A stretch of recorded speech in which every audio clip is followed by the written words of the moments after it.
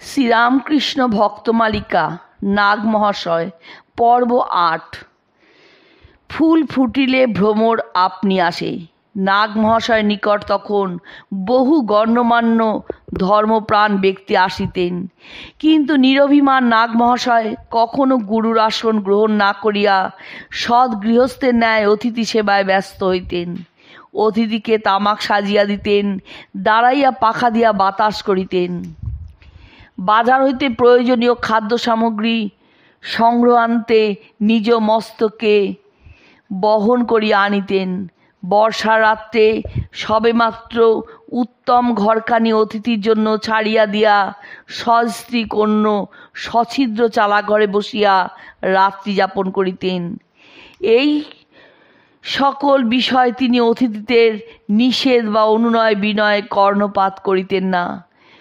দরিদ্রের সংসার, অথচ কোনো অতিথি অভুক্ত ফিরিতে পারিতেন না। নাগ মহাশয় শূল বেদনায় এত ভুগিতেন যে অনেক সময় চলাফেরা দুঃসাধ্য হইয়া পড়িত। একদিন অতিথিদের জন্য বাজার হইতে চালের মোট মাথায় বইয়া ফিরিতেছেন, এমন সময় শূল ব্যথা আরম্ভ হওয়ায় তিনি চলিতে অক্ষম হইয়া বিলাপ করিতে লাগিলেন। হায় হায়, রামকৃষ্ণদেব কি করলেন! গৃহে অতিথি উপস্থিত, তাদের সেবায় বিলম্ব হলো। পরে বেদনা প্রশমিত হইলে গৃহে আসিয়া অতিথিদের নিকট এই সেবা অপরাধের জন্য ক্ষমা ভিক্ষা করিলেন। বর্ষার এক দারুণ দুর্যোগে চারিদিক জলে প্লাবিত। এমন সময় ট্রেন হইতে নারায়ণগঞ্জে অবতরণ আনতে দেওভোগে যাইবার অন্য কোনো উপায় না দেখিয়া একটি ভক্ত সন্তরণক্রমে রাত্রি ৯টার নাগ মহাশয় গৃহে উপস্থিত হইলেন। নাগ মহাশয় ভক্তটিকে এই বিষয়ে সস্নেহ মৃদু ভৎসনা করিলেও অবিলম্বে তাহার আহারাদির ব্যবস্থা করিতে উদ্যত হইলেন। সছিদ্র রন্ধনশালার ব্যবহার উপযোগী শুষ্ক কাঠ না পাইয়া অগত্যা গৃহের একটি খুঁটি কাটিয়া রন্ধনের ব্যবস্থা করাইলেন। সহধর্মিণী অতিথির নিষেধ সত্ত্বেও তাহাদের কথায় কর্ণপাত করিলেন না। সত্যপরায়ণ নাগ মহাশয় অপরকে সত্যবাদী বলিয়া বিশ্বাস করিতেন। দোকানি যে দর বলিত, নির্বিবাদে সেই দরেই জিনিস কিনিতেন। বাকি প্রাপ্য কাহার নিকট চাহিতেন না। কেহ ভাবিত ইনি পাগল, সুতরাং পয়সা ফিরাইয়া দিবার প্রয়োজনও বোধ করিত না।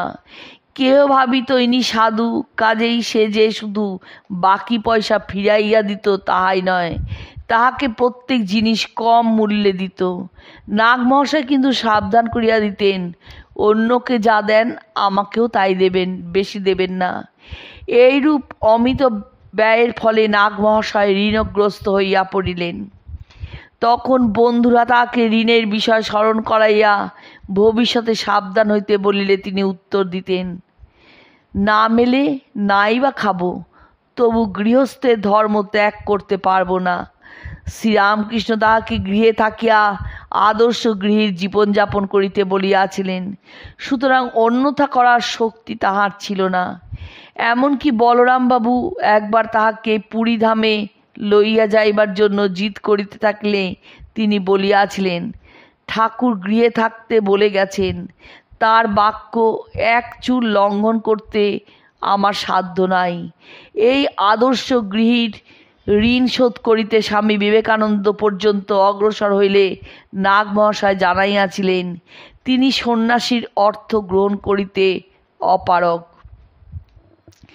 তিনি অপরের সেবা গ্রহণেও পরাণমুখ ছিলেন। এমনকি জীর্ণ গৃহের সংস্কারাদির জন্য নিযুক্ত শ্রমিককে তিনি কাজ করিতে দিতেন না। করিতে গেলে ব্যথিত হইতেন।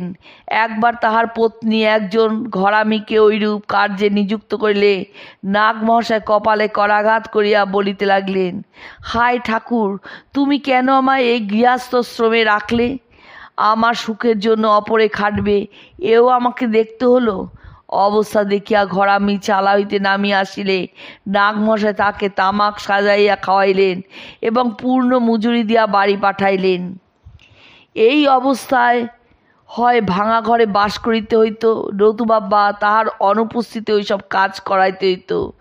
অনেক ক্ষেত্রে তিনি নৌকায় উঠিয়া নিজে নৌকা চালাইতেন, মাঝিকে লগি ধরিতে দিতেন না।